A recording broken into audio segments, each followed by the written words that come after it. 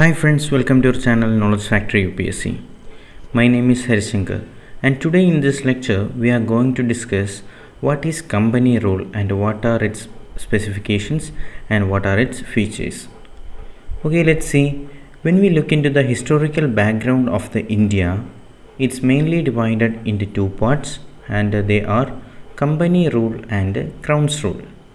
The company rule, as we see in the picture, that is between 1773 and 1858, but on the crown's rule it's between 1858 and 1948. Today we are going to discuss what is company rule and what are its main features. Company rule in India, or the Company Raj, was the rule or the dominion of the British East India Company over the parts of Indian subcontinent. This is variously taken to have commenced in 1757 after the Battle of Plassey, which we saw the company conquest of Mughal Bengal.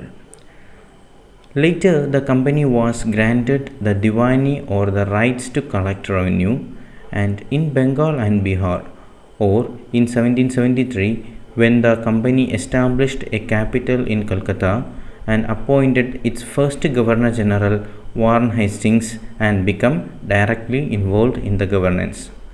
So there are some important topics and some important points which is involved in this topic. That's the company rule is otherwise known as Company Raj, and it was ruled on the dominion of the British East India Company over the part of Indian subcontinent, and it took over the Indian subcontinent during the commencement of the 1757 war of Battle of Plassey War, and they conquest Mughals in Bengal. Later, they also occupies, that means the East India Company also occupies Diwani rights from the Mughal Empire in the areas of Bengal and Bihar, and they also established capital in Calcutta and also appointed Governor General Warren Hastings as the Governor General in Bengal. By 1818, with the defeat of Marathas followed by pensioning of Peshwa and annexation of his territories, the British supremacy in the India was complete. The English East India Company was a private company owned by the stockholders and reporting to the board of directors in London.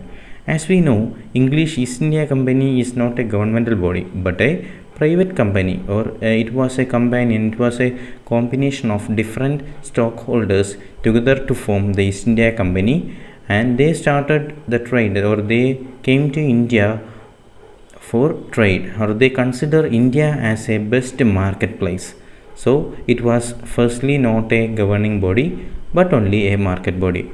Originally formed as a monopoly on trade, it increasingly took over the governmental powers with its own army and judiciary. It seldom turned a profit as the employees diverted funds into their pockets. So they started corruption, that the employees diverted their funds into pockets because they started to making the profits of their own. The British government had a little control, and there was increasing anger at the corruption and the responsibility of the company officials or the Nawabs, who made the vast fortunes in the few years. So the company officials started making the profit, and they started filling their pockets and making huge profits. Later there came a new act which is known as Pitt's India Act in 1784, which gave the British government effective control of private company for the first time. So the Pitt's India Act came into being on 1784, and which gave the British government the effective control of private company for the first time.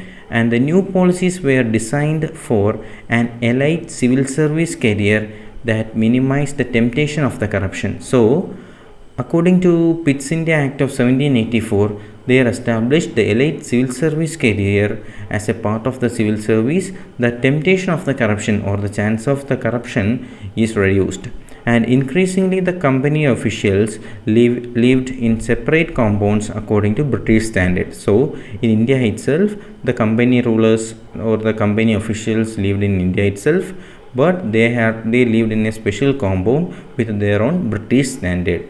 The company rule lasted until 1858, and it was abolished in the India after the rebellion of the Sepoy Rebellion in 1857. So the company rule lasted until 1858, when it was abolished after Indian Rebellion of 1857, which is known as Sepoy Mutiny. With the Government of India Act of 1858, the British government assumed the task of administrating India into a new British Raj. So, with the Government of India Act of 1858, the British government assumed the task of administrating India in new British Raj. So, they started a new administration which came to be known as British Raj. So, the change from East India Company to British Raj, or the change from company rule to crown's rule, we can find during this period. Here is a map which is given. When we came across the map, we could find that how vast the British Empire was. So the India comprises of the present Afghanistan areas, present Bangladesh areas, Nepal areas, etc., Pakistan, etc. Now after the independence, India was divided, and the separate countries were formed from the India is the Pakistan, Bangladesh, etc. So during the British time, India was a very large country, and its empire had been expanded over several areas around the India. Let's look into this diagram. When we came across this diagram, we can find that which were the main policies involved in company rule. So let's look into it. The Regulating Act of 1773. First is Regulating Act of 1773. Second is Amending Act of 1781. The third is Pitt's India Act of 1784.